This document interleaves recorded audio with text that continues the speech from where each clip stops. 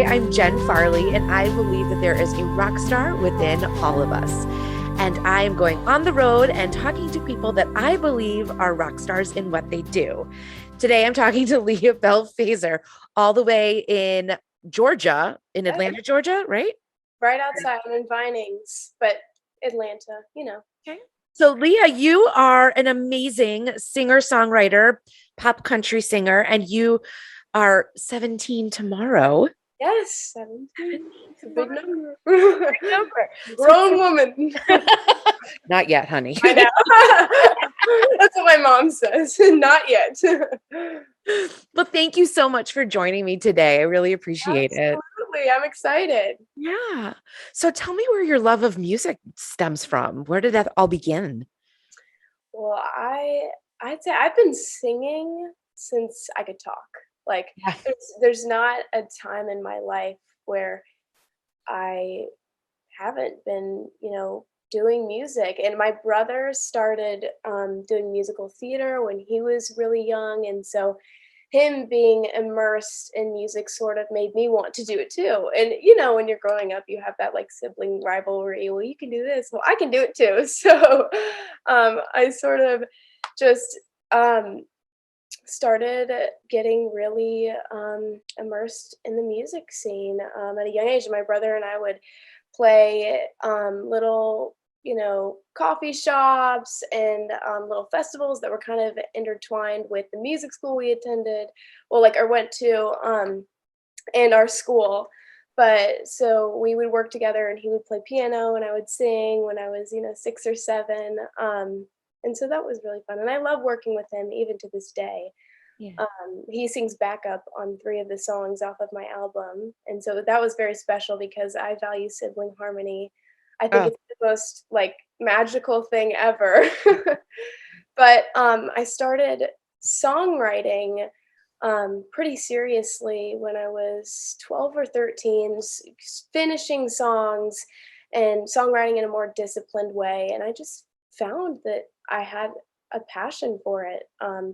Being able to write down your emotions and feelings was so therapeutic for me. And I was like, well, I want to share this with the world too. I don't want this just to be writing in a journal. I want to create a song. And I've always been attracted to melody as well. And it comes very easily to me.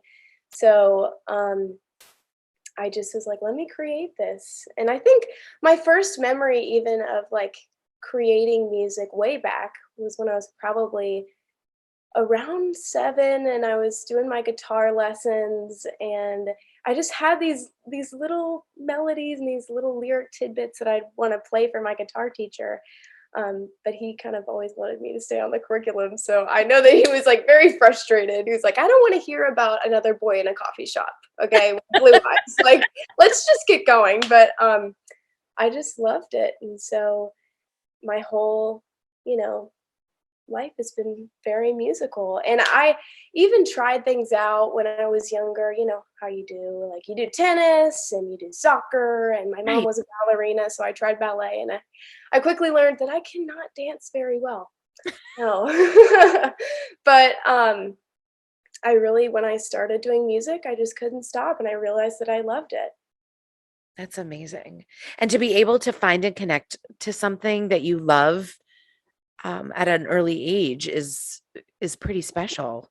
It Like, is. yeah. It And your is. family, obviously, with your brother, very supportive. Yes. Oh my gosh. Incredibly. I was blessed with the amazing parents who support me in all aspects of life, but especially music, and it support my brother as well. My dad is my roadie, and my mom is always there, at every one of my shows, and she's kind of like my momager too. Yeah. So I would not be able to do anything without her. She is like my rock, my best friend, and she just helps me so much. So I'm very blessed to have a family like that. So tell me about your songwriting process. You mentioned that you loved that you journaled and that, that you wanted to do even more and you had melodies in your head. So how does that process go for you? I would say that it's different every time. Sometimes I'll be in the shower and I'll I'll think of a lyric and I'll be like, oh, I got to get my voice memo or something, because it leaves you like that. And so I always, once I have an idea, I have to either write it down in my notes, in my journal, or in my voice memos. And so it really depends. Sometimes I'll have a feeling that turns into a melody, and sometimes I'll have a feeling that turns into a lyric. And Yeah. oftentimes it's from things that I've experienced in life, but sometimes it's things that I've observed around me. And so the process of it, it really changes based on the song and based on the emotion of the song. Um, so there's not like a controlled songwriting experience. I mean, sometimes I'll sit down and finish a song in a more disciplined way, but how it starts is just a feeling spawns into a melody or a lyric for me.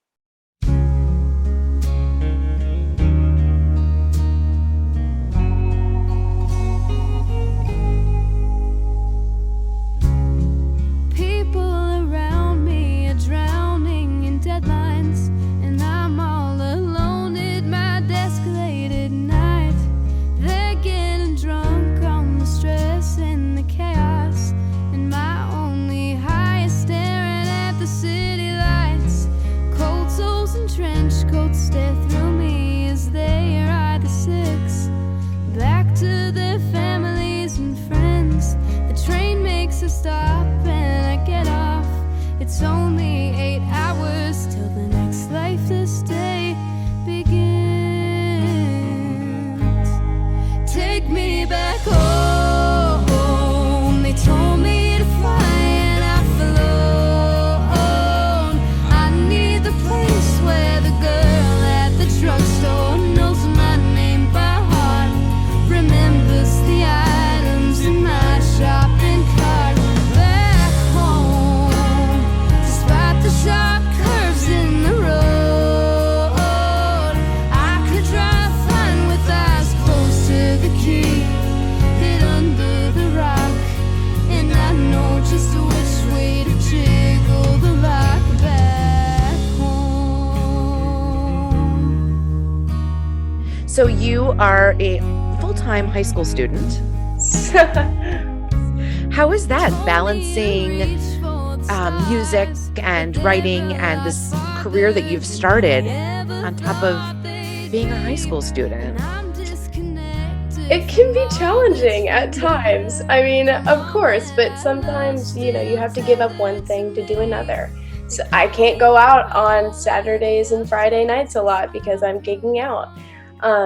But my friends know that, and my friends know what I want to be in the future and what I'm working towards. And so I know that the decisions that I make today will impact who I am later in life and what I'm doing later in life. And so I think it's all worth it.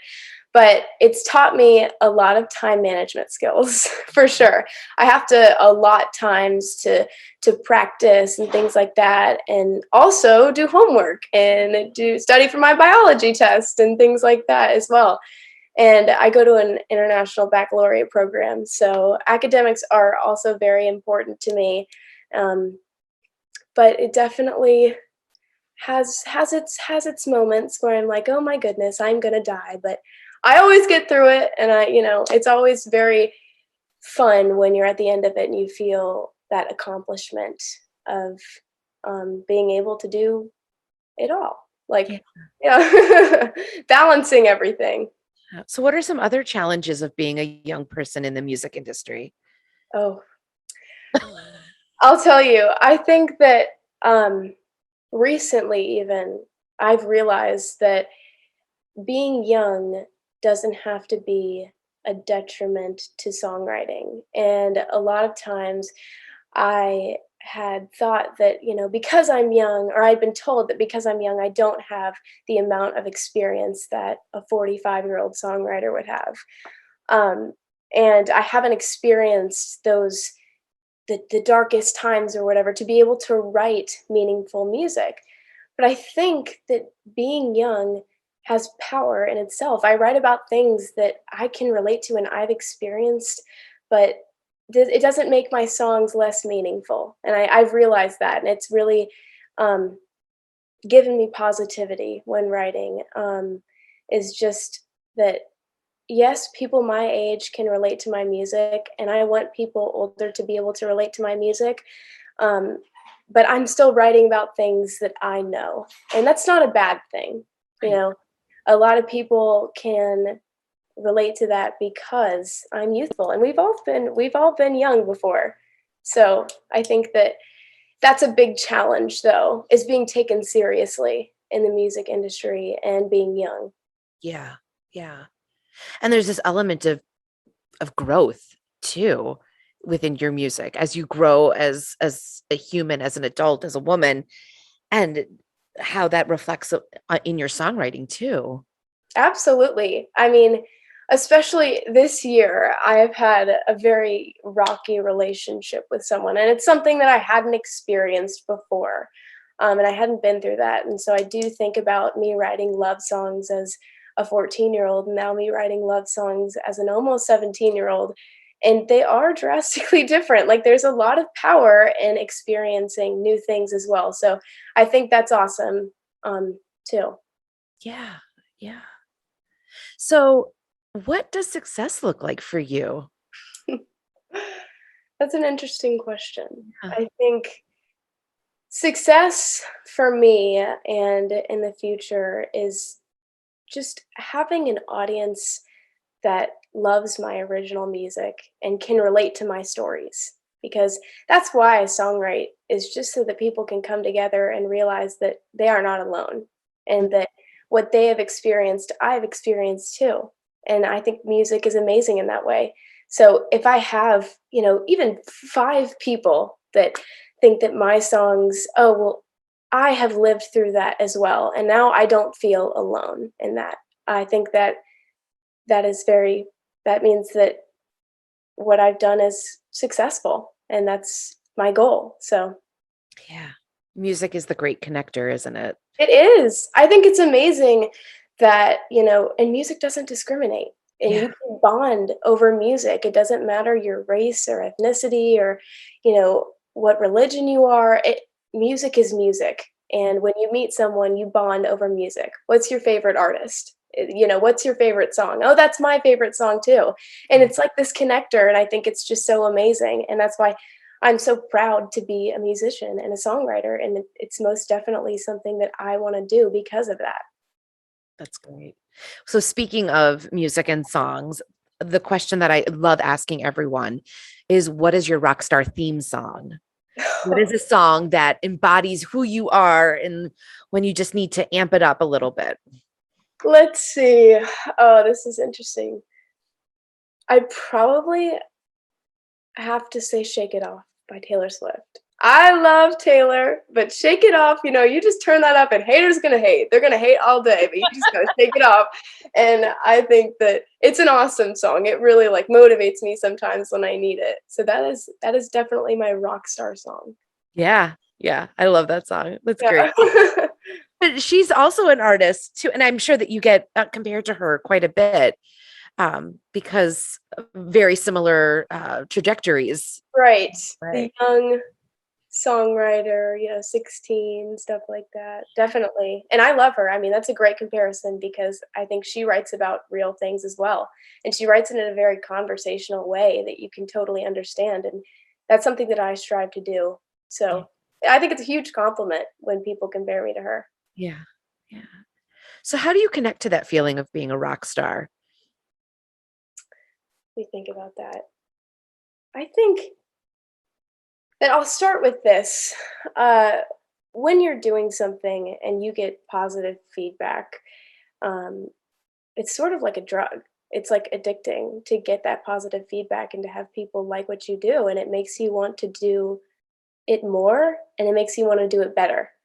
And then there's sort of this shift in your mindset, and you start to believe that this is what God intended for you to do. This is why you were put on this earth, to do this.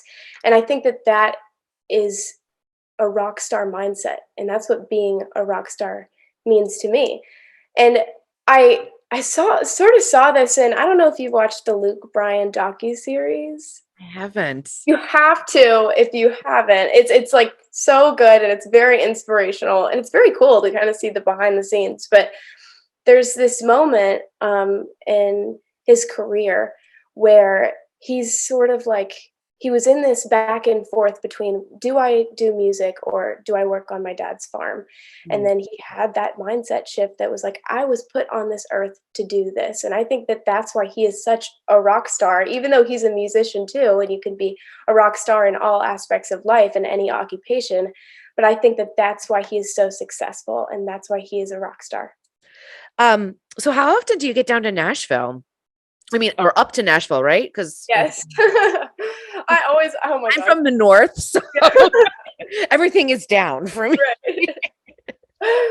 Well, before COVID, I was getting down there, up there. I'm so confused. I don't know my sense of direction, but I was going up there quite a bit, and I went up there to record my album. But when COVID hit, that all slowed down, obviously, because I wasn't traveling as much just for safety precautions, and I didn't want to get sick or get anybody else sick. And now this coming weekend is my first trip back there in a while. So I've got a writing session, and I'm meeting up with some musicians, and I'm going to see Ashley McBride, which I'm so excited about. It's the highlight of my year. But yeah, so I'm excited to be getting back up there a lot now, and I can drive, so hopefully I'll be going up there even more because I can just go out myself. And yeah, I love Nashville so much, and I obviously I want to move there and things like that. That's like a musician thing, because it's the hub. It is the hub of country music, but so is Austin, Texas now. It's got a blossoming music scene, which I think is interesting. Yeah. What does country music mean to you as compared to like pop music? Like, why country? I'm just curious as a young person, how do you connect with that? Because it's so rich in history, so rich in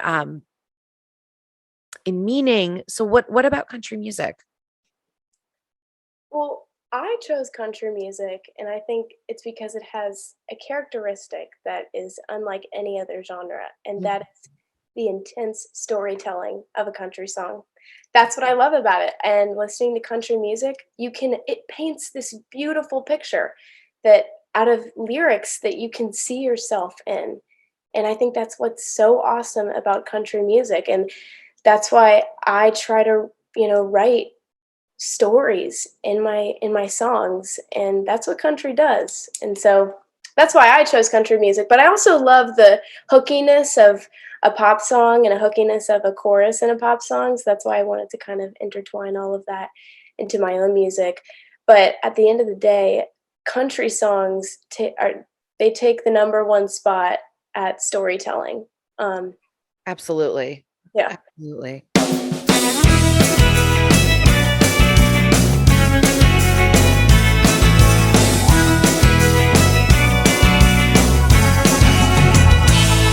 We were walking hand in hand down the sidewalk when we passed her, and you quickly turned the page to begin a brand new chapter. Something bright and shiny caught your eye, dangled by a bleached blonde sipping chai. With Burberry and Tiffany, you'll have your epiphany. Worn in boots and faded cords, feel better than what she can afford. Gucci, Prada, and all the rest, always looking her Sunday best. You can't buy what you're searching for, but I ain't gonna be your secondhand store.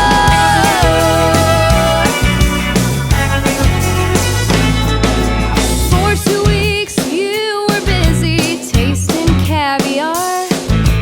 Then for 3 weeks after that you drove a fancy car. While you sampled all the finer things you pleased, you finally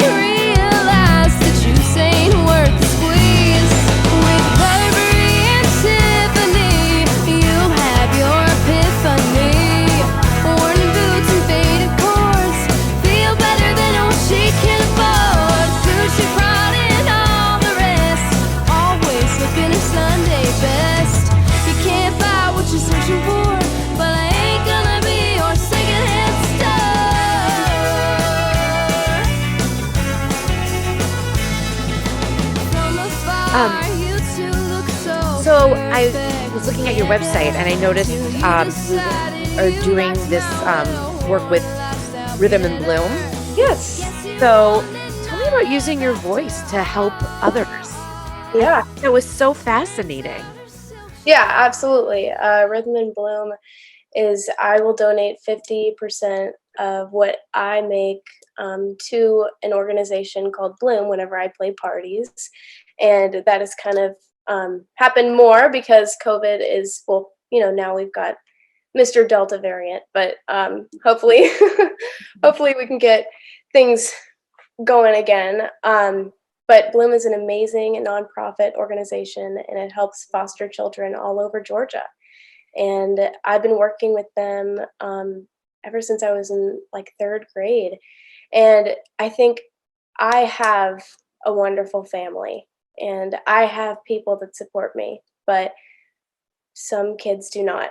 And I just wanted to be able to give back to those kids because they deserve the amount of love and the amount of care that I have. So whatever I can do, I try to do for them. And I think that foster children and foster care is something that needs to be noticed more, and it needs to be put in the spotlight more. And Bloom really does that. And they help foster children all over Georgia. And I just think it's amazing, and I definitely wanted to be a part of it. I love though that you're using your voice not only to tell stories, but also to impact others. Absolutely. Yeah, it's interesting because, so many people or whatever, talk about this generation, being hooked on their electronics and things like that. But yet I find that in my experience, like this generation is so tuned in to connecting with others and wanting to help others and using their voice to help others. So I don't know. I just think that it's really something to applaud and to be in awe of. Thank you. I think that's true. I mean, giving back is I know I don't want to use the word trendy, but it's something that a lot of kids my age do. And I know we're known for being the phone generation and very consumed with ourselves. But I also think in that and in that influx of new information that we have with the internet and having cell phones, we also have a new appreciation for things that were left in the dark before. Mental health is a big one that like kids my age pay attention to way more than previous generations. And I think it's awesome because it is a problem, and it's a problem that needs to be dealt with and cared for and not just pushed under the rug. Right. And not given a stigma. Yes. Absolutely. Right. I had asked in my little pre-questionnaire about how do you turn up the rock in your life? And there's something that I really want to point out that you said. Okay. Using your youth as a superpower.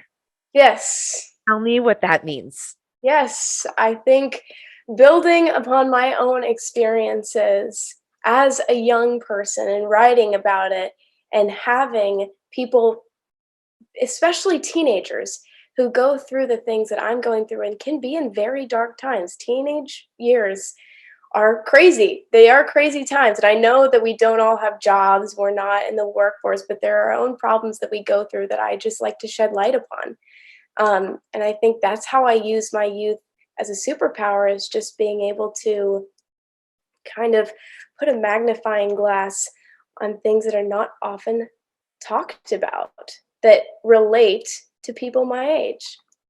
Using your voice again. Yes, using my voice, my singing voice and my voice as a person. Right.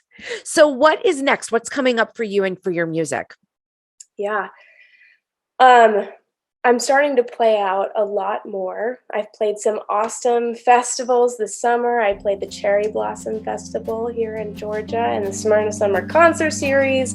And then I opened for Jimmy Allen over the summer. And I believe I'm opening for Christopher Cross in September. So that's going to be awesome. And I love performing my original music, so it's very special to me to have things opening back up again and to have live music. It's a very important aspect of my life, and so I'm very grateful for things opening back up again. I'm also writing every day, and so hopefully I'll be able to start a new project this spring, which I'm super excited about because I've got a lot of songs, a lot of songs. I went through a breakup, so I get a lot of inspiration. Breakup and during COVID, like. Yeah. Oh my gosh, so bad. Not talked about enough. The COVID breakups. Okay, not talked about enough. There you go. But I'm just grateful for things happening again, and I had a very eventful year last year, and I'm hoping for another incredibly eventful one this year as well. Awesome. That's awesome. Leah, how can people find you and your music? Yes. You can find me on Leah Belle Faser Music on Instagram, and then leahbellefaser.com is kind of the jumping point for all of my social medias, and you can find my album of originals. It's called Crossing Hermes Bridge, and that's out on all streaming platforms, your Spotify, Apple Music, everything. So definitely check it out. Awesome. Leah, thank you so much for your time and just for your insights. I think that you're a shining star and you've got so much to share. So I really appreciate all that you have shared with us today. Thank you so much. I've had so much fun. It was so good to meet you. You too.